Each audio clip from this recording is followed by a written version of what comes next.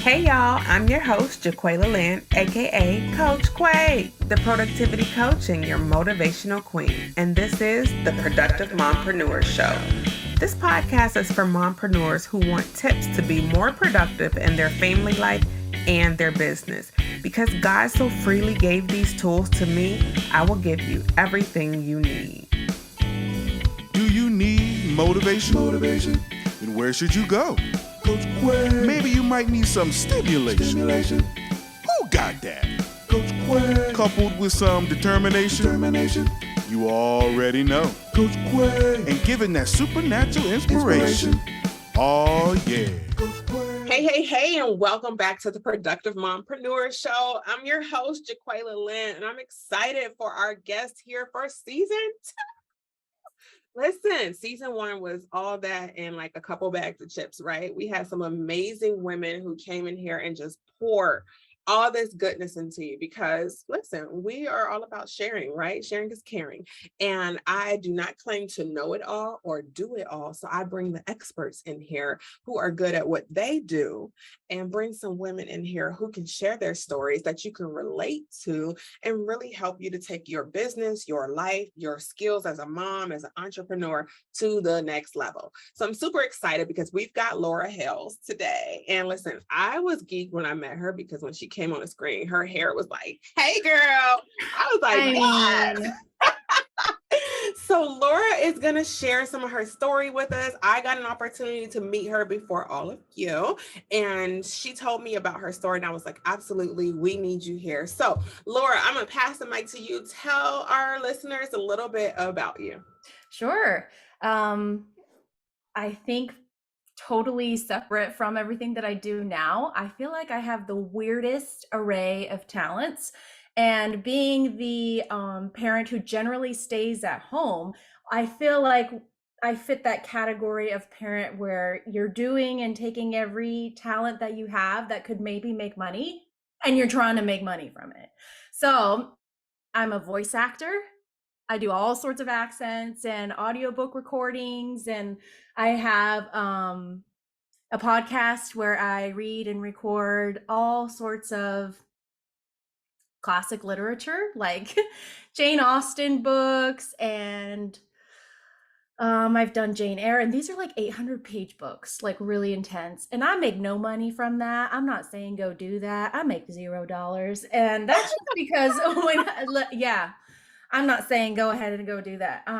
But I did it as a service for the global community during COVID because I was thinking so many people are serving in such really wonderful ways. And a lot of the ways that I feel like, I don't know, you'd see on Pinterest is like, I made my neighbor this beautiful rosemary Parmesan bread, and it's like braided and beautiful. And I'm like, nope, not me. I'm a terrible cook. And I feel like if that's not you, you don't really know what else to do. So I thought of what talents do I have that I could bring something to the global community. And that was one of them. So it was really neat. I knew everyone was stuck at home. I knew how isolating it could feel to be at home without companionship. And I thought of people who were maybe at home without families, and that could be, during COVID or not.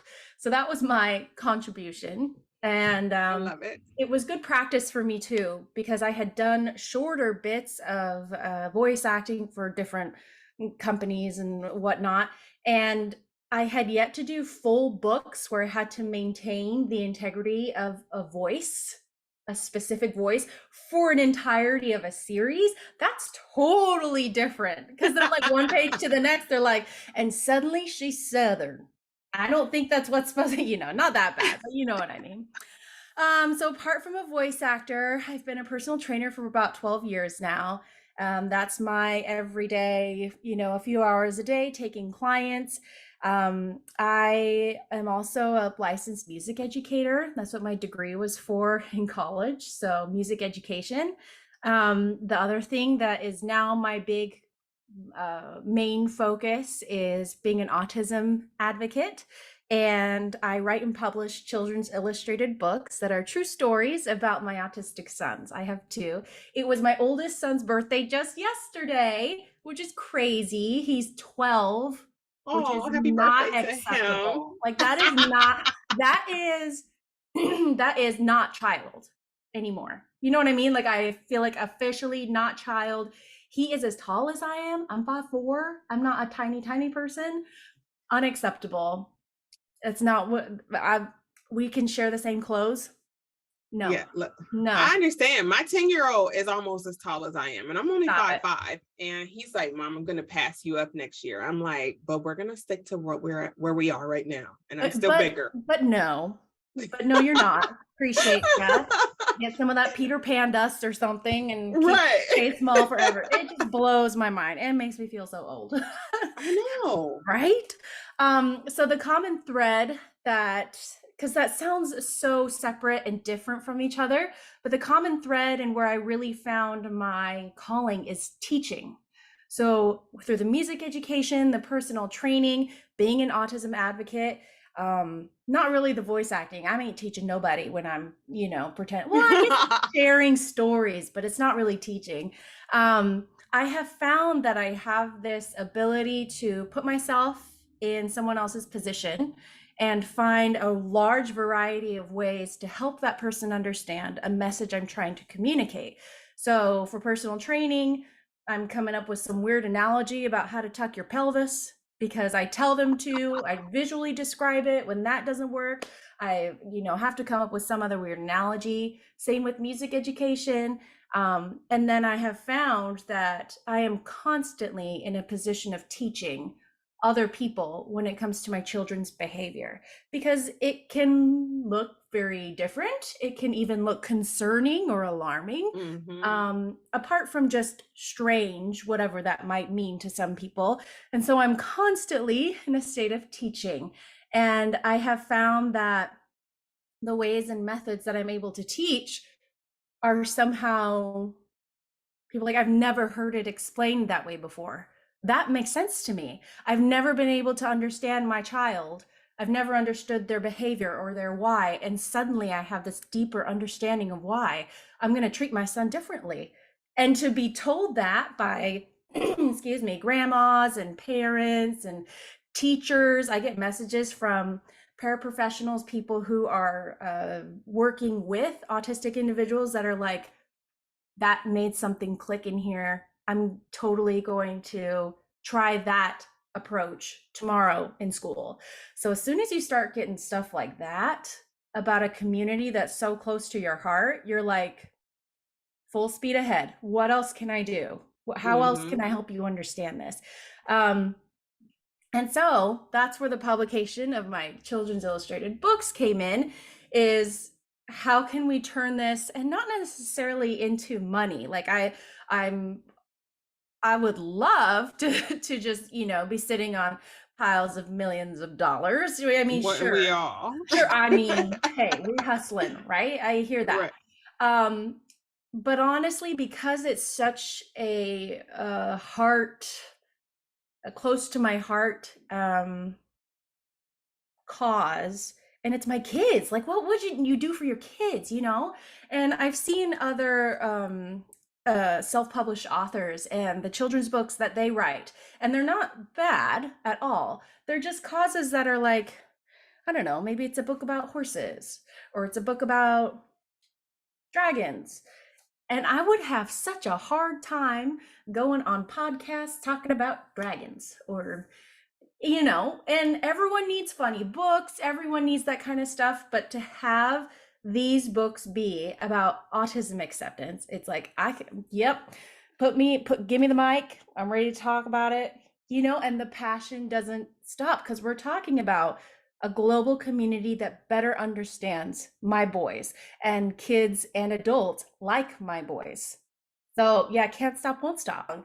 So when I wrote this story, it was like one of those like aha moments where like the angels are shining down and then the Lord said, ah, something like that, the heavenly choir. I sat down to put my youngest son to bed and I wrote down in my phone, like swiping away, about a true incident that had happened, and a time when a member of the community who didn't even speak our language. This happened at a time we were living in Korea. My husband and I were both working for the army personnel in Korea.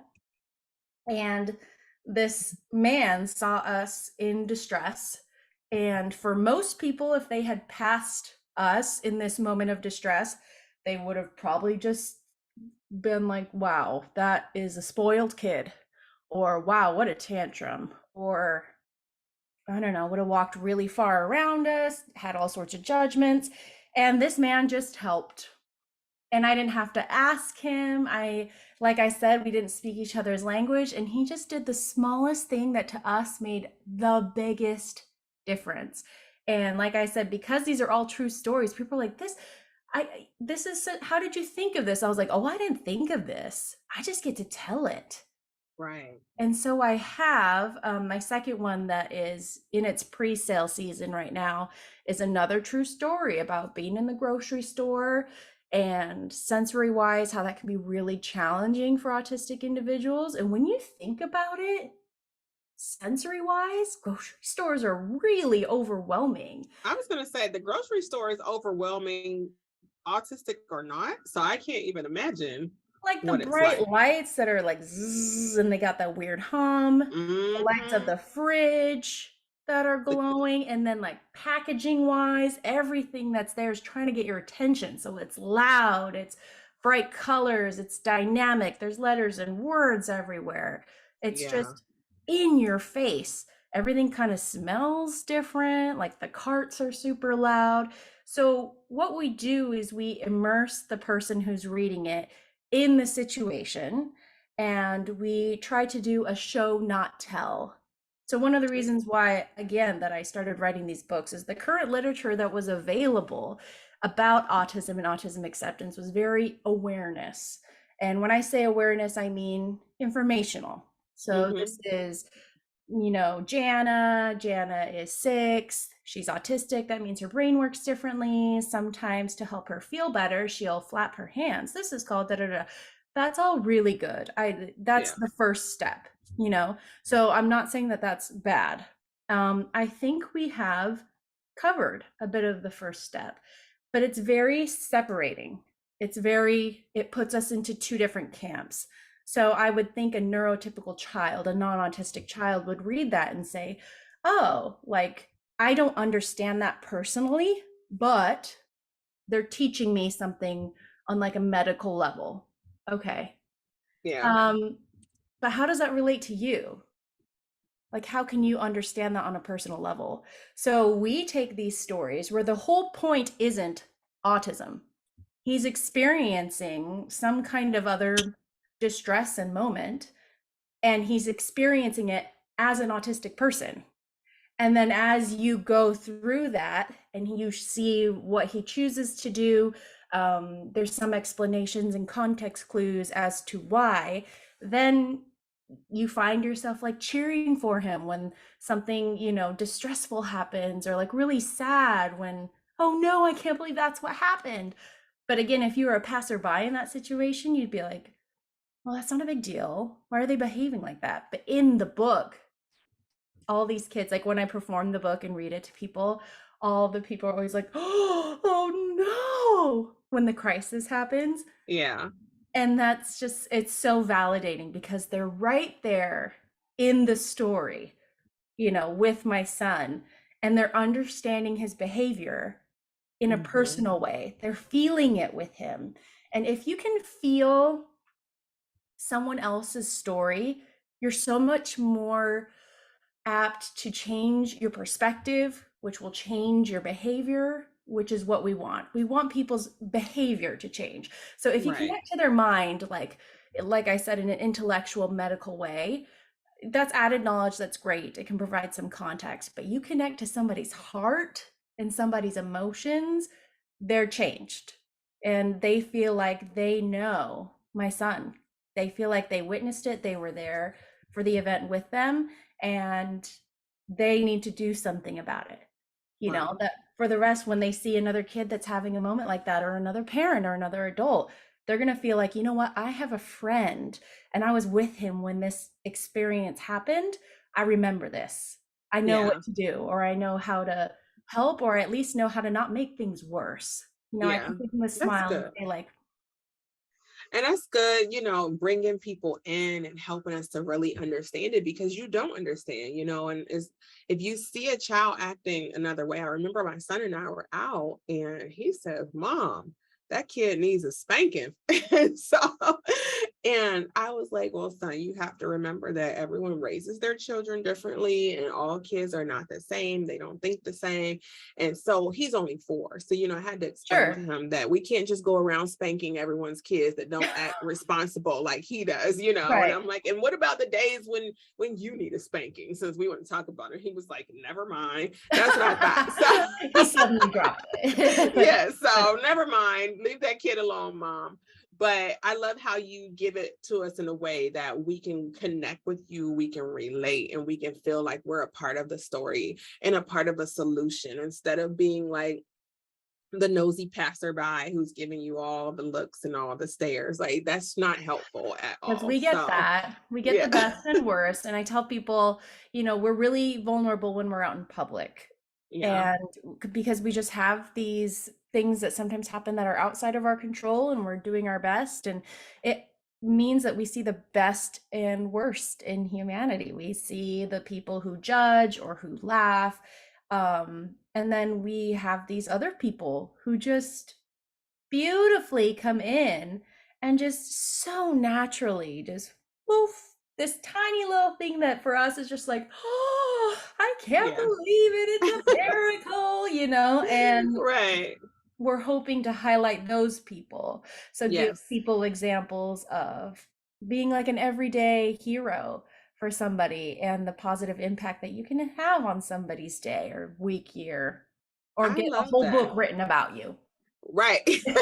So you dropped some nuggets here, and I just wanted to pull some of them out Sure. because you shared how, one, you did something to help the community, which was your voice acting, which I think is interesting because I don't think I would ever like go and read books for anybody. They'll be like, this lady is putting me to sleep, maybe. That would be really nice. People get really into that, having like I read something calm about that. voices. Yeah. Yeah, absolutely. When I talk to people, they're like, you suck me in. I'm listening. And I'm like, okay, well, do you hear what I'm saying now? Like, You need to like but get a pod, like add some more stuff with like advice, like short bits, like daily advice where it's like, now come here. Let me tell you something. right. And then That, they're like, yeah, mom. You know what I mean? Like it give that vibe. Yeah, auntie. What you guys say? yeah. You know? I would totally have to put that on the calendar. My sister would be like, wait, we're adding something else. She saw on my calendar that I added something that she didn't know about today. She said, there is something else on here. I'm like, sorry. So, but Surprise. I just, exactly, surprise, but at least it's on the calendar. So we all know. Hey, that's true. Uh, That's true. but I just love how you were using your talents and your gifts and your abilities. And I think that's something so cool about a lot of moms, especially moms in business, or the moms who aren't in business yet, who don't even realize that they have these gifts and these talents and these skills on the inside of them that can be monetized. It Yes. doesn't always have to be. You can do it like you did to service the community, but I just love that you know what you're good at and you're able to take those things and monetize them. Because, when I started losing weight and everything, people were coming to me and they're like, can you be my personal trainer? And I was like, absolutely not. That's not what I am. I'm a wellness coach. I can point you in the direction. I can coach you to make wise choices, but I am not your personal trainer. Not, Sure. so for me, I had to make sure people understood the difference, because they were coming to me like telling people I was their personal trainer. I'm like, stop No. that. Right. Right. No, I'm not. So and so you use your talents and you took it and you created multiple streams of income. So personal trainer is one that I heard. You are a licensed music educator. You're an author of not one, but 2 books. And then you take your time to still pour into people and help us to be educated in a way that's not like boring. but Mhm. you bring it to life for us. And I think that's so awesome. And you use your greatest gift of teaching to pour into people in every aspect of life and every aspect of business. So kudos to you for that. Thank I love it. you. That's really nice. And it's like cool because it's like we don't want boring teachers out here. Like we got enough of that. No, well, you're not gonna learn, you know? Yeah, I'm And like, like we I got said, enough of that. if the payment came from me just teaching, it might be a little harder to feel motivated to be Yeah, super entertaining and engaging and dynamic and, but I mean, the kind of money that I make and the kind of success my boys may have as far as the global community changing and understanding who they are depends on my ability to teach. right. So I have got to be like the motivation is just there. It's got to be on point. It's got to be I engaging and understand. dynamic. So you have a dynamic situation because when I talk to moms about being productive, and you've got your typical situation where your kids go to school on a regular basis and you go to work or you work your business and you got your calendar. But when you've got children who are autistic, you have to do things a little bit different, right? Yeah. So tell us what productivity looks like for you in your situation. Oof. I can fully admit that I'm probably a little toxically productive. I feel like that's a lot of my generation, that we were the boom of technology. And when that happened, it's just like this pressure to understand and use all of technology to your advantage. So now you don't have to write it on your calendar. You can all share a calendar with you and your team of people. Or for me, I do all of my social media posts and my videos and stuff on the stair mill at the gym. So the stairs are rolling. Like, I don't know if you know what a stair mill is, but it's Yeah. literal stairs that rotate Hmm. through on a belt. And I am climbing there for over an hour, like just sweating buckets and doing all my morning social media work. And people are like, how do you know? I'm like, I don't know. I've been doing it for a long time.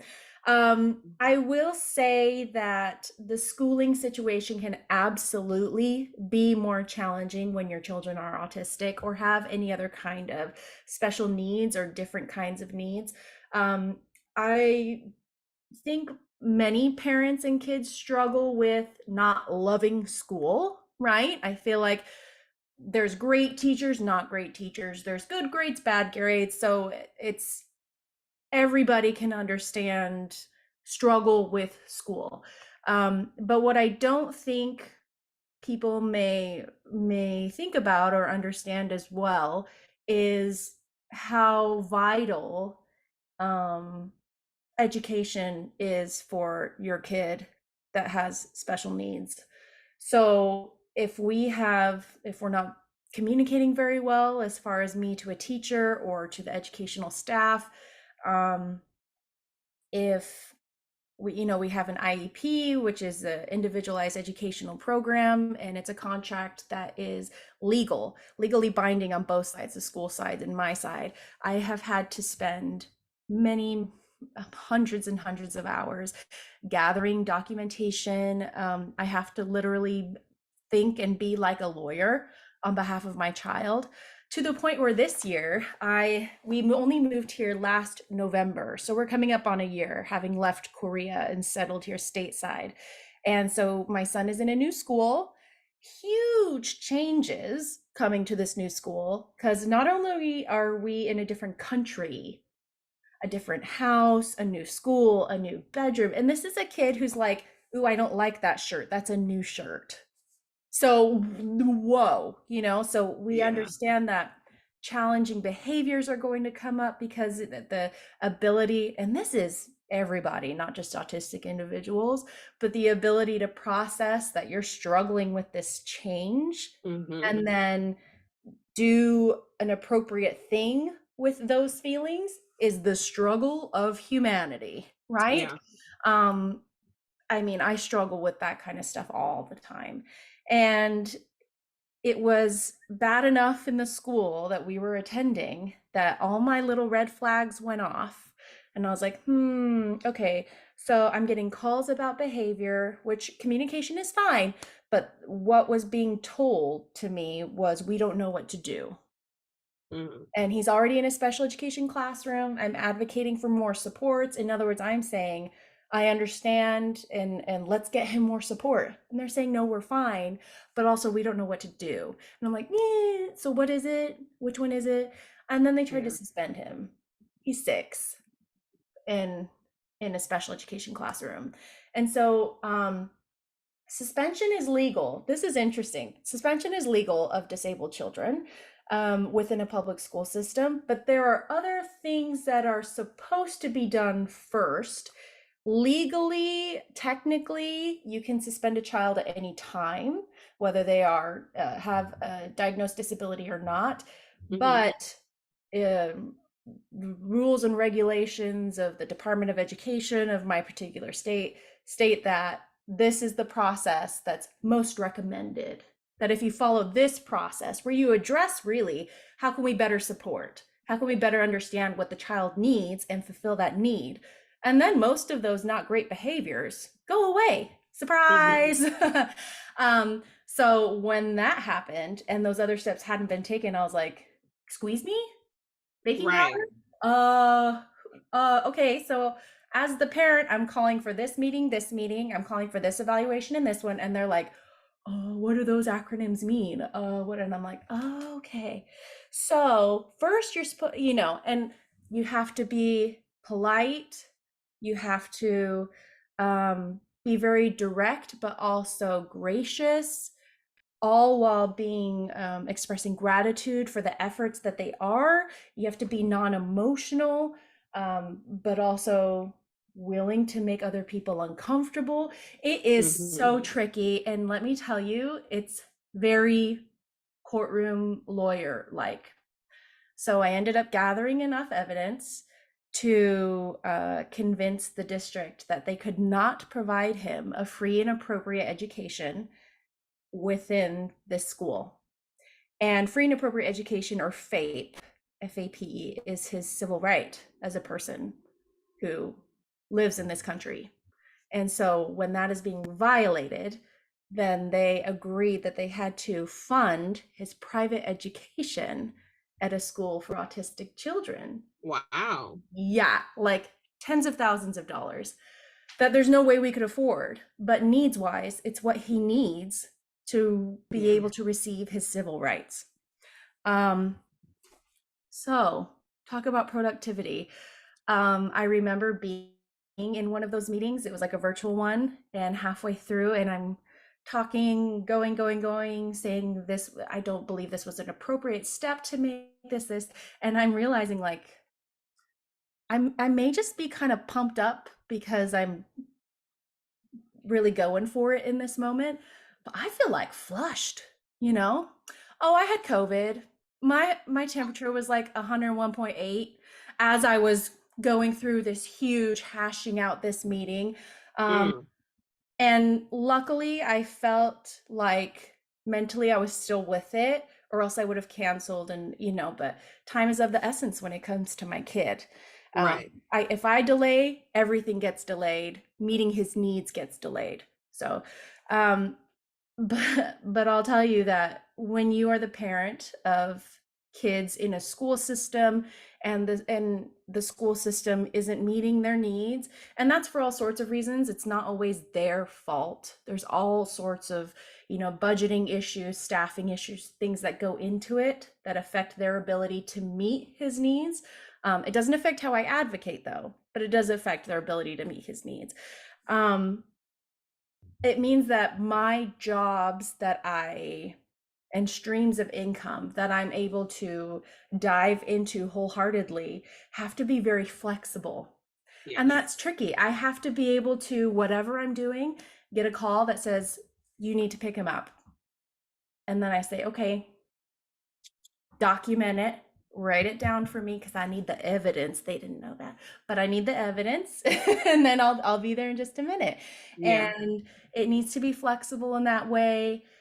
I need to be able to have time to devote to keeping up with and keeping track of if his needs are being met in the school situation, being able to drop in on meetings, drop in for observations if I have concerns about the integrity of what's happening, or if reporting is being done honestly and such.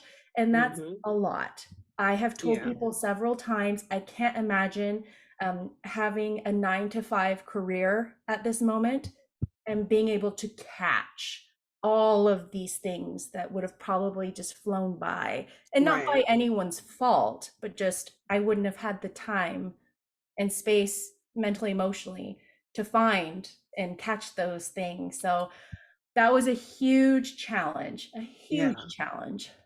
But you did it. And so I highlighted, before you even said anything, I had highlighted the word flexible on my paper, because Flexible. when you are a mom and an entrepreneur, a businesswoman, and you've got children, period, you have to be able to be flexible. Right. When you've got children with special needs, then you have to be even more flexible, you know? And so, and I was the mom who you were talking about earlier, who was just like, there's good teachers and there's bad teachers, Sure. you know? And so I personally figured I'm just going to bring my kids home. They thrive best when I teach them, when I put them in an environment that allows them to learn at a way that they can learn. You know, they were following what the teachers were doing. And then the teachers were like, oh, your son's skewing our results because he's doing so well. I'm sorry, I'm not really sure what the problem is here. Yep. What?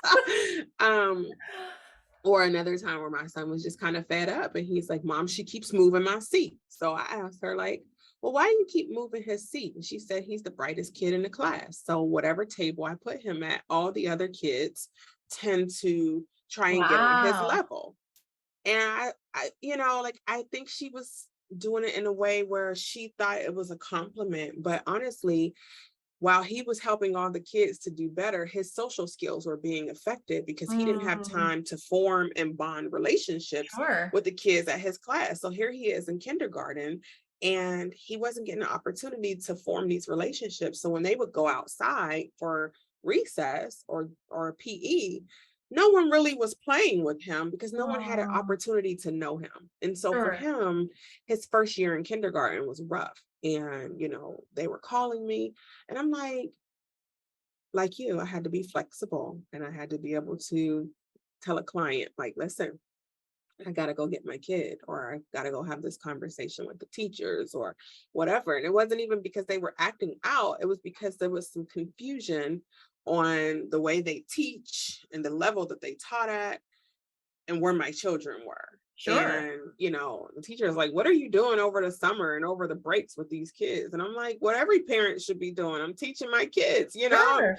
keeping them sharp, keeping them bright. And they're like, yeah, your kids are very bright. And I'm like, so we brought them home and now it takes for a whole different level of flexibility in my schedule. And productivity looks different because they're not at school. Before it was like, you know, I drop the kids off at 7:20, I'm home by 7:40, I'm working by 8 o'clock, I take a break at this time. It's not that anymore. Like, Right. and so I heard you say how, you know, you find time that works for you. And so you do your social media planning while you're on the Stairmaster. That's And right. I take my morning walks, and it's funny because we tell our kids, like, don't be looking down at your phone while you're walking. I'm totally walking, like, Yep. making my post or whatever, and I'm looking around, making sure I'm not walking into, you know, running traffic or whatever. Right. Right. But I love how you are using technology to your benefit. You Yes. are using their time pockets and you are staying productive by being flexible. And that's so important. And any mom that is a woman in business can take those 3 tips right there. If nothing else, use technology to your benefit. You don't have Right. to use all of it because I do not know how to use it all. People keep trying to tell me you need to get on TikTok. I'm like, listen, I don't know nothing about TikTok. I Yeah. tried it for like a week. Right. It's just not for me. Like, and you And have that's to be able to okay. say that. Yeah. You have to be Okay. okay. Like, Yeah. that's not for me. And so I know what's for me and what's not, you know. And but I use my technology for my calendars, like you said. Right. And I use my assistant for my social media because See? she's good at that, you know, and I get to do what I like to do and what I thrive at, you know. And then the flexibility is a big part. So I want our listeners to really take those 3 points, if nothing else. If you didn't get anything else out of this, ladies, which I don't know how you didn't, take those tips, right? Right. So, Laura, tell everyone, like, where can we keep up with you? How can they contact you? Sure. So I am on Instagram and Facebook and the TikTok, the dreaded TikTok. Honestly, it's the format I do, or platform that I do the best in. And I think it's because I will say that something that I have made important in my business that others seem to really resonate in, especially moms, is being genuine. Like, I understand business wise the appeal of looking very put together. Like, if I'm doing a podcast interview, like, I'm gonna, you know, that area of my skin that I was picking at all night, I'm gonna put something on it. I'm gonna put something on Right. it. You know what I mean? And that's all right. Like, I don't personally get all glammed, but like, I'm gonna look presentable. But half the videos that I do are just me, fresh-faced, barefaced, and I'm talking about real things that I struggle with, that we have succeeded in, not succeeded in, and that seems to really resonate with my demographic that I'm hoping to reach, which is other parents that are like me, parents of autistic children. So I think really taking into account, who are you trying to reach and how can you reach them effectively? And I know for my demographic, it's not really another professional, because we see professionals all day long for our kids. We see speech therapists and OT therapists and doctors, behavioral specialists. We see all of them all day long, and they get it here and they don't get it here. And this is what they are desperate to find and look for. And if you're listening and not watching, I pointed to my head and I pointed to my heart, that they get it intellectually, they've studied it in books, but they can't connect it compassion-wise to their own experiences. And so that seems to be something that really appeals to the demographic I'm trying to reach, which is, I get it. You don't need to explain to me. I get it. I am your safe space. I'm going to be the person that says, if you are struggling, because with my music degree, I have people that come to my house for music classes that are autistic on twice a week. Sometimes a parent will be like, oh, just so you know, they have a really hard time in new environments. And I'm like, you're good. Literally not even an issue. And they can sense that it is a safe space for them. And I'm like, they can do no wrong here. They interact however they want. You watch, I will follow them. They are leading me through this experience. And same with leaving. They have a hard time when it's time to leave. When you need to pick them up physically because they're struggling that much to leave, let me know how I can help and facilitate. Screaming, crying, whatever. You're safe here. And so providing that space and identifying that need. So that was all to say, one thing that I would totally suggest and impress on people who have whatever business that they have, whatever need they're trying to meet of other people, and convincing them, you need me, you need my services. That's a new word. Love services is consider your demographic, what they're looking for, and it might not be polished professional. It might not be that. It might be a buddy is what they're looking for and wanting to pay for. And that doesn't mean you're not appropriate and you're not, delivering quality things. It just means really consider deeply who your demographic is and what they are looking for, like with their heart. What are they looking for? Where you can find my stuff. Again, I'm on Facebook under my name, Laura Hales. You can find my Facebook, or on TikTok, I am at The Drummer Stories, or on Instagram, I'm also at The Drummer Stories, or you can find my books online, alexandthedrummer.square.site. And I post daily little tips and things that I've learned about how to help your kids, how to understand behavior, how to interpret their behavior to figure out what they're really needing and what they're asking for. And once you figure that out, it's like their behavior isn't personal. They're just trying their best with the tools that they have to get you to understand something. And then it becomes this really lovely relationship of, I'm on your side and I'm rooting for you and I'm trying to help you figure that out. And I feel like my kids can really sense that. Like I'm trying I to love help that. you, you know? And Yeah. it's amazing. It's fantastic. If it is at all possible, try to find and build work that you're really passionate about because it's going to pull a lot from you. I And love for that. you to be willing and able to be motivated long term on the days you don't wanna, on the days you are tired. And if you have to dive your mind into something that's just like, ugh, okay, it brings in some money, but I am just not passionate about this at all, you will burn out. Right. And not all people have that privilege. I understand that, where they can choose something that just makes their day glow every day. Sometimes you're like, yeah, but I gotta feed people. I hear that. I'm not saying that. I'm saying if you're in a position to have some of that time to invest of your own, really try to make it something that you're passionate about because you'll need it. You'll need that to help you keep going. That's good. That's good. Thank you so much. Yeah, Listen, you're you so all, welcome. Laura, you are amazing. Oh, that's I'm nice. super excited I'm that tired. you and me both. You and me both, girl. You got Right? 2 sons, I got 3. And homeschooling 3 boys, it Oh, I am takes sure. a special grace that some days I'm looking under the bed for it. Like, where is my special grace Looking under at? the bed for it.